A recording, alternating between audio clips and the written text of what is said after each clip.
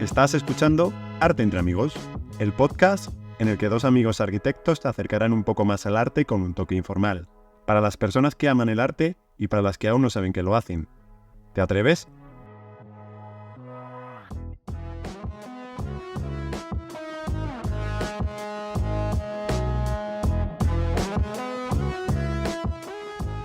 Bienvenidos un domingo más a Arte entre Amigos. Hoy nos hemos levantado con muchas ganas de traeros un podcast que podría ser quizás un poco diferente a los que traemos otras veces, pero que no por ello deja de ser creativo y marcando tendencia en su ámbito. ¿Qué tal estás hoy, Alberto? ¿Qué tal va el domingo? Muy bien, Miguel. Muy bien. Con muchas ganas de este tema, no porque lo haya propuesto yo, sino porque hacía mucho tiempo que nos sacábamos de la música a Arte entre Amigos. Antes de empezar con el tema, me gustaría contarte algo, porque sabes que en el último capítulo lo conté, que me acababa de mudar y ¿a qué no sabes qué me he comprado? A ver, Un robot de cocina, tío. ¡Un robot de cocina! Flipa, ¿eh? Funciona de maravilla. pensaba que me ibas a sorprender con alguna gañanada en plan madrileña, Ya, podría haberme comprado un bocata de calamares, quizá. una bandera del Real Madrid. Sí, eso me hubiera gustado. Que por cierto, el Bernabéu también está bastante automatizado y digitalizado. Está muy chulo, la verdad que es un estadio que tengo ganas de ir. No he estado desde la remodelación. A ver qué tal, porque le han puesto un buen casco. Buah, ya te digo. Pues tras estas sutiles comparaciones, traemos a un dúo de música que se caracterizaba por sus cascos, por vestirse de robots y que estaba compuesto por dos franceses que generaron el grupo Daft Punk. Adelante, capítulo.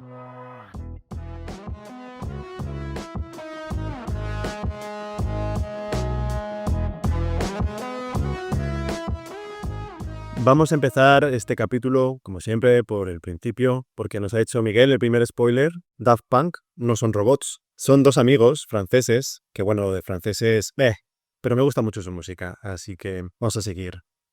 Dos amigos, como decía, que son Thomas Wangler y Guy Manuel de Om Cristo. Vaya nombrecito, Miguel? Y mira que los nuestros no están nada mal. Ya ves, vamos a llamarles Thomas y Guy Manuel, porque los tíos eran unos family guys totalmente.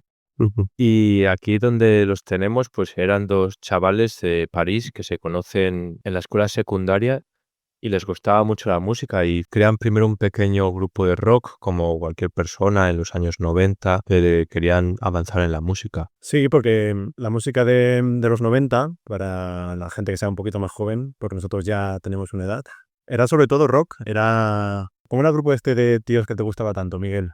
Hombre, gustarme no, pero creo que sé de cuál estás hablando. ¿Te refieres a los Backstreet Boys o qué? Correcto. Hombre, sí sé yo que tenías un póster en su habitación, Miguel. Spoiler, es mentira. Pues sí, fundan un grupo que le llamaron Darling en homenaje a los Beach Boys, que tenían una canción que se llamaba igual, con un colega que a los dos conciertos que dieron, pues lo dejaron porque no debían de funcionar muy bien, la verdad. Eso parece. Si hubiera sido simplemente porque no le apetecía al tercer miembro, fue una cagada de las gordas. Buah, ¿te imaginas? Estaría tirándose de los pelos toda la vida. ¿Cuál sería la comparación a nivel artístico? No me doy cuenta ahora. Es que los dúos realmente a nivel artístico no son tan comunes, porque es complicado tener una visión que coincida tanto como los de estos amigos, yo creo. Sí, porque hay que decir que Thomas y Guy Manuel compartían muchos la visión creativa que tenían y del proyecto, y esta fue una de sus señas de identidad, el tener el absoluto control creativo de todo lo que hacían. Daft Punk es pura libertad creativa. Siempre han hecho lo que han querido y eso es desde luego por lo que los ha hecho tan valiosos, yo creo. Y hablando de Daft Punk, Alberto, la gente se preguntará que por qué se han llamado Daft Punk, que es punk absurdo o punk estúpido. Y todo esto viene a raíz de este grupo que habían fundado, que se llamaba Darling, en el que después de varias actuaciones que habían tenido, diversos críticos, o en especial uno, lo calificó como de Daft Punk, de punk estúpido. Con este motivo aplicaron el método Ferran Adrià y empezaron a pensar cómo mejorar. De hecho, lo que el crítico dijo fue a bunch of donkey trash, o sea, una cantidad de porquería punk. Como tú bien decías, Miguel, en vez de enfadarse y mandarlo todo a la mierda, pues deciden empezar desde ahí, desde Daft Punk. Claro, porque si no hubiera sido a la muerte. Claro, es lo que tiene que sean franceses, que es lo que no me gusta del grupo, pero bueno. Una vez que se dan cuenta Thomas y Guy Manuel que el punk no es lo suyo, empiezan a trabajar con sintetizadores, pinchar discos que tenían por casa y empiezan a participar en algunas raves que había después de la universidad, en pues la típica despicha que se hacía en Valladolid, pues ahí iban los amigos a tocar. A estas alturas, el dúo Daft Punk ya había firmado con una firma discográfica que les daba total libertad creativa y era lo que buscaban. Esta firma era Virgin. Cuando la gente negocia, normalmente suele negociar pues dinero o beneficios, ¿no? De alguna manera, como pues yo que sé, transportes o en estos casos cosas mucho más grandes, ¿no? Pero ellos pusieron el foco en la total libertad creativa, lo cual fue un acierto, porque cuando alguien se basa en que yo quiero hacer lo que quiero hacer y bueno, pues ganaré más o menos dinero, pero esta va a ser mi producción artística, esta va a ser una cosa que no me voy a ver influenciado por nadie, ni si tengo que hacer 1 o 10 cosas al mismo tiempo, con una cierta frecuencia, como por ejemplo había pintores que tenían que producir, como hablábamos de Picasso, ¿no, Alberto? Que tenía que producir cada año un cierto número de obras. Esta firma discográfica les empieza a mover, como bien estás diciendo, Alberto, por diferentes raves, principales pubs o discotecas de Europa, y así es como empiezan a darse a conocer. Al firmar el contrato, Virgin lo que les obliga es a actuar en discotecas y garitos y así se empiezan a hacer hueco en la escena underground. Y la verdad es que tienen mucho éxito porque pinchaban de forma muy diferente. Pinchaban de verdad, o sea, cogían discos, vinilos y los iban poniendo en los platillos y iban creando su música a través de este sampleo, que ya veremos más adelante lo que es. En el año 1997 van a producir su primer disco con el nombre Homework. Este disco se caracteriza principalmente por ser un house francés bastante crudo, en el que destacan algunos éxitos como Da Funk o Around the World, que vamos a escuchar ahora mismo.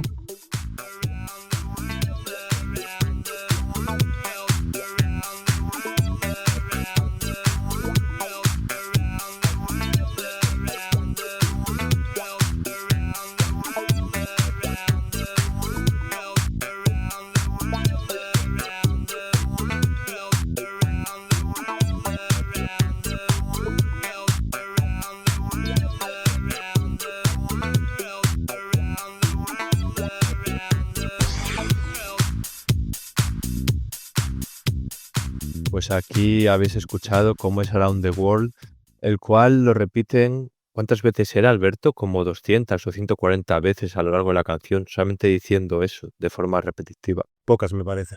La verdad que es un temazo, ¿eh? A mí me gusta bastante. Hace poco lo he utilizado en una de las historias de Instagram de podcast. ¿En cuál?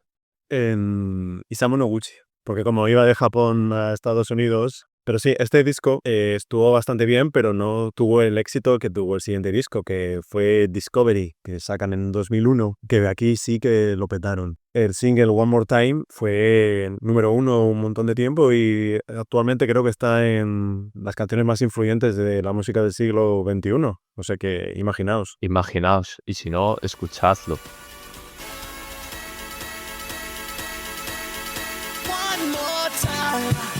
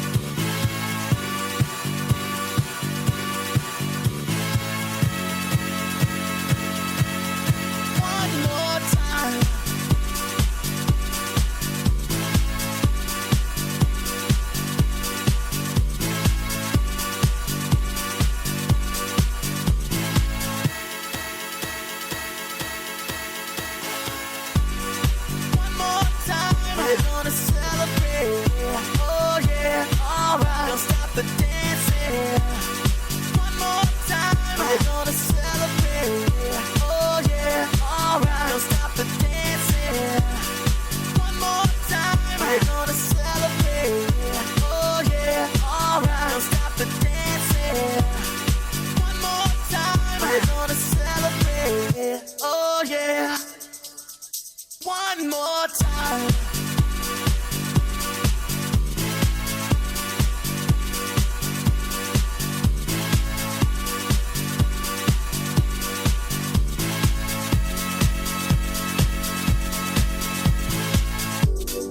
One more time. We're gonna celebrate. Oh yeah, alright. Don't stop the dance. Vaya pedazo de tema, Alberto. Y no es el único que destaca de Discovery. También hay otro que es mundialmente conocido, que es el de Harder, Better, Faster, Stronger. Y eso yo no sé cantar, pero más o menos ha ido, ¿no? Bueno, podías pasar por robot, que tampoco es que la entonación sea la de Rosalía. Que esa es una de las cosas. Con Discovery es cuando, una vez pasado por la MTV, que aparecían con máscaras en la televisión, porque nunca dieron a conocer su aspecto. Querían evitarlo para poner el foco en su producción musical y no en poner una cara al Star System.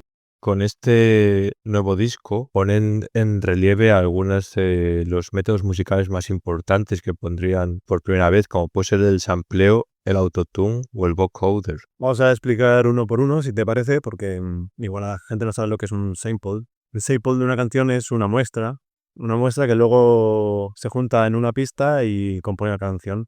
Para que os hagáis una idea, una canción está compuesta por la batería, la guitarra, la voz, el saxo, el teclado, etc. Cada instrumento se graba en un sample diferente. Y esta técnica no es algo aleatorio, sino que los amigos escogían la música de su infancia que les gustaba y es una oda y un alegato de amor a todas esas canciones punk que les gustaba de su infancia. Como por ejemplo la de One More Time que habéis escuchado antes, es un sampleo de una canción de Dijon, de I Got a Spell on You, y es un pepino. Sample significa ejemplo, como bien explicabas en inglés, y los modifican un poco, y esto lo hacen con el uso del vocoder, que es una herramienta que lo que hace es procesar o modular la voz con otra señal, que normalmente es un sintetizador. Y de aquí sale otra de las características de la producción musical de Daft Punk, puesto que lo que narran a lo largo de todos estos años es una historia. Se caracterizan como robots no solo para ocultarse del público, sino porque quieren llevar la música techno, la música house, al público como si fuese la música de unos robots, mezclando la humanidad con la tecnología. Y claro, un robot no va a hablar como habla Alberto o como hablo yo, sino que habla pues totalmente sintetizado, como os podéis imaginar. Y esto lo hacen con el vocoder, que no corrige, sino que transforma el sonido de la voz.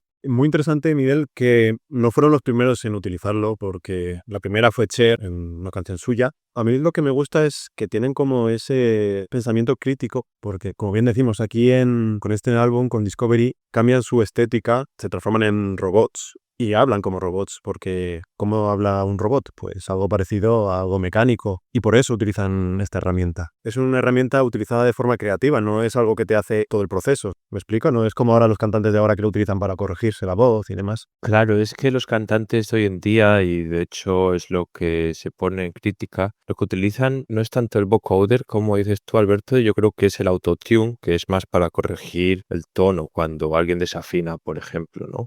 Como que carece de sentido cuando un cantante pop, por ejemplo, utiliza mucho el autotune para corregir, porque son gente que quieren presumir de su propia voz, ¿no? O más que presumir, quieren mostrar su propia voz. En este caso, Daft Punk está haciendo una narrativa continuada de la historia de unos robots. A mí me flipan, la verdad. Llegados a este punto del capítulo, a mí me gustaría preguntarte, Miguel, ¿cómo conociste tú a Daft Punk? ¿Te acuerdas? Sí, me acuerdo perfectamente y vas a flipar porque Daft Punk es esas dos palabras que tenía siempre en la mente, en plan, pues como quien habla, yo qué sé, de Britney Spears o de Bad Bunny o quien quieras decir, pero que sin embargo no era consciente de haberlo escuchado hasta que empezamos a preparar el capítulo.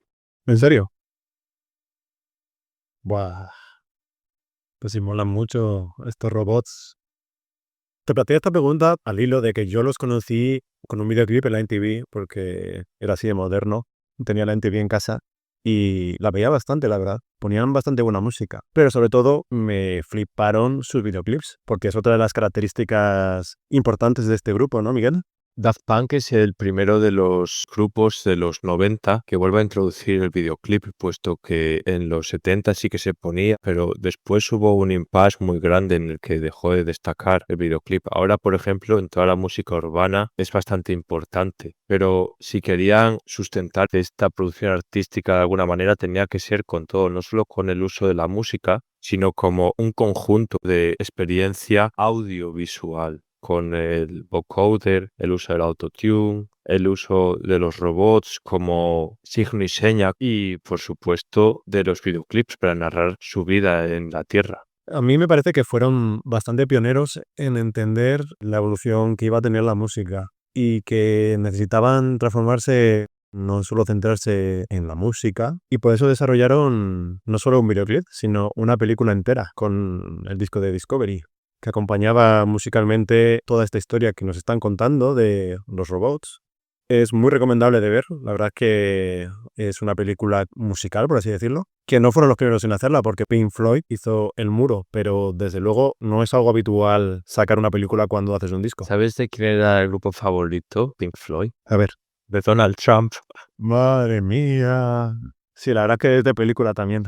Pues para la creación de tanto este álbum musical como la película Interstellar 5555, llevó más de 4 años la producción y se hizo mediante la colaboración de Leiji Matsumoto, que fue el creador de diferentes dibujos y series que admiraban nuestros personajes de hoy, Thomas y Guy Manuel. Buah, imagínate, Miguel, que puedes hacer una película anime con el director de Dragon Ball. ¿No molaría que sí? Justo antes de empezar a grabar el podcast de hoy, estaba viendo así una cosa de Interstellar y estaba pensando todo el rato, después la vamos a analizar, que se parece muchísimo a Dragon Ball. Claro, es un anime. ¿No te suena un poco japonés lo de Leiji Matsumoto? Sí, pero vamos a ver, por ejemplo, One Piece u otros animes no tienen por qué parecerse clavadísimos a los personajes estos de Piccolo y de Vegeta y toda esta gente que venía de otro universo. Ya, no sé. A mí se me parecen bastante porque creo que tienen similitudes todos los dibujos así anime de los 90 y los 80.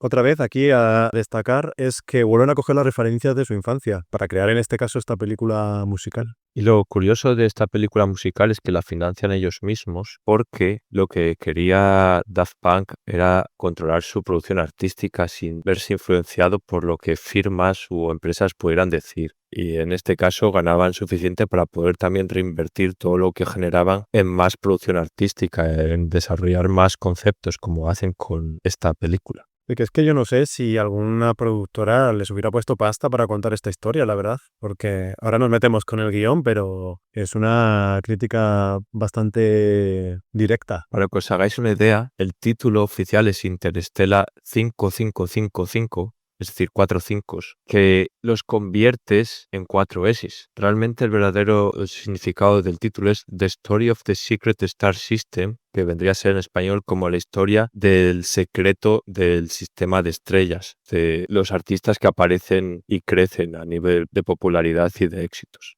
Aquí el título pasa un poco inadvertido, puede estar bastante bien camuflado porque cuenta la historia de unos extraterrestres, bueno, de una banda musical extraterrestre que es secuestrada y convertida en una banda pop para ganar discos de oro en este caso. ¿Y cuántos ganaban? 5.555. Y con eso se hacía el malo el control absoluto del mundo. Salía así muy malo con las manos haciendo... Que por cierto, también me recuerda un poco como a los malos de Yu-Gi-Oh! Y toda esta gente. Pues no te digo yo que claro, a todo el anime. O a Chicho Terremoto. Uf, madre mía, eso sí queda para un capítulo de Arte entre Amigos también, Chicho Terremoto. ¿Cuáles serían tus animes favoritos de pequeño? Dragon Ball y Digimon. ¿Los tuyos? Yo tengo clarísimo que Dragon Ball y Oliver y Benji. A mí es que me ponía bastante nervioso que no pasara nada en un capítulo en Oliver y Benji, porque, joder, tardaban en llegar de un lado a la portería pues todo el capítulo y ni siquiera chutaban. Parecían el Getafe. Un saludo a todos los de Getafe. La película cuenta como el malo malísimo, que es un reflejo de las discográficas musicales, va por la galaxia secuestrando a diferentes grupos y los transforma en algo comercial y totalmente vendible. Y es una crítica de cómo funciona la industria, de cómo las grandes discográficas aprovechan del talento de estos artistas y luego los convierten en algo de usar y tirar, que es bastante triste, bastante parecido a lo que está haciendo Corea del Sur con su música, con todo el tema del K-pop. El K-pop. Bueno, en español K-pop. El K-pop del coche. Yo no sé si quieres decir algo del guión, Miguel. ¿Te gusta? Tú has visto la película, ¿no? Sí que he visto esta película y lo que me llamaba la atención, Alberto, es lo que comentabas tú también, que es una película sin ningún tipo de diálogo, que está bien para ver una vez porque es muy interesante y es muy diferente sobre todo, pero es como este tipo de películas de serie B. En cierta manera, no sé si me entiendes lo que quiero decir, que son totalmente únicas, que no lo hacen malas, ni mucho menos, sino que son totalmente fuera del guión preestablecido. A mí hay una cosa que me gustaría destacar de esta película, que es que cuando el malo malísimo los transforma en el grupo comercial, la canción es una mierda. Y yo que me había escuchado el álbum alguna vez, siempre pasaba esta canción, que no me acuerdo ahora del título, pero era como What the fuck, que no tiene nada que ver con el discazo que es. Así que hasta ese punto de detalles llegan los buenos de los robots. Por eso mismo hay que escuchar el disco entero viendo la película, si no, no se entendería. Es un poco como dicen en algunos sitios, ver Star Wars sin la banda sonora. ¿Ah, sí? Sí, faltaría una parte de la película o en este caso del álbum musical.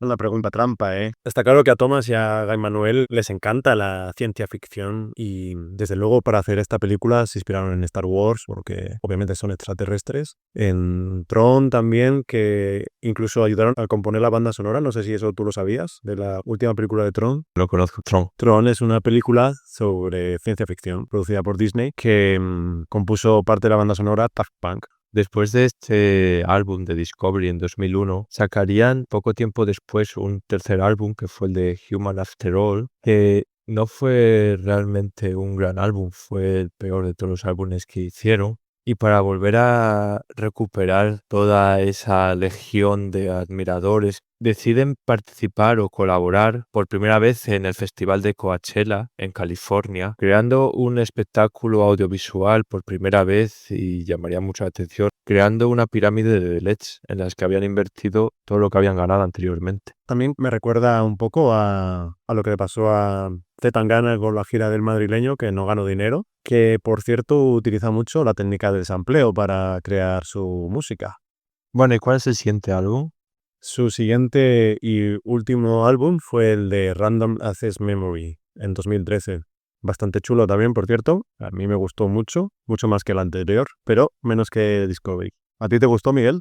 A mí me gustó bastante y de hecho es el álbum que ha recibido más premios, ha ganado innumerables Grammys porque se trata de un álbum más orgánico y con instrumentos reales en el que no es una música tan sintetizada y entra un poco más a coalición en lo que se podría interpretar como la música más de venta para el público. Y también todas las colaboraciones que tiene el álbum, que no son pocas. Y es otro de los destacados de Daft Punk, de su última etapa, desde luego, con Julian Casablanca, cantante de The Strokes, que aprovecho para dar un saludo a Fran, mi antiguo compañero de piso, le encantaba The Strokes, y otros muchos como Pharrell Williams, grandes músicos, desde luego.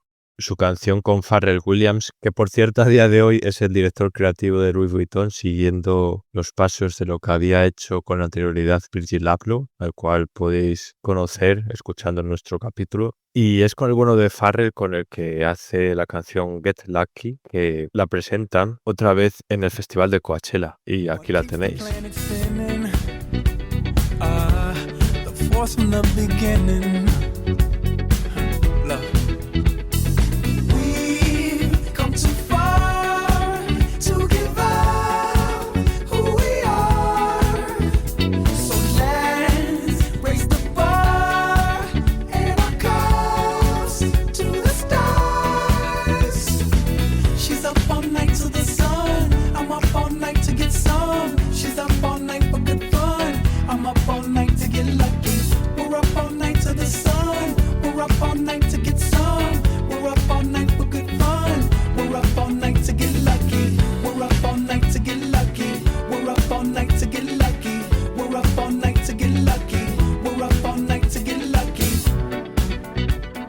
Vaya pedazo de canción, chavales. Estuvo durante meses en lo más alto de las listas y nadie se cansaba de ella. Era el Gangnam Style de la época, pero en versión muy bien. Joder, vaya comparación, Miguel, el pobre. Sé que hablábamos antes de música coreana, ¿no? Ha sacado a Gangnam Style. No, lo digo más por el tema de la viralidad del momento y por la iconografía y el branding que utilizaron en la música, cosa que fueron pioneros. Sí, no. Tenían como una visión holística sobre su producción artística que es muy interesante para unos DJs que normalmente dan bandazos y se van apuntando a la moda de cada momento, pero en el caso de Thomas y Guy Manuel siempre fueron fieles a su estilo. Es muy loable, desde luego. Y lamentablemente este fue su último álbum, pese a que habían hecho alguna otra película como la de Electroma que decías tú, Alberto, en la que casualmente en esta película experimentan sobre dos robots que van buscando la humanidad y es una película sin música. Es muda, una película muda. Ya sé cómo se quedaron, ¿no? Sí, es que un minuto de silencio ahora en el podcast para que podáis apreciar la belleza. No, un minuto no. Que se me hace raro. Pero aunque Random Access Memory fue su último disco, no dejaron de producir música. Colaboraron con grandes artistas como The Weeknd, por ejemplo, en la producción de su álbum de Starboy, que a mí me flipa ese álbum, me parece el mejor de The Weeknd. Pero sobre todo colaboraron con el que siempre anda metiendo la cabeza en todos los lados, que es Kanye West, otra vez.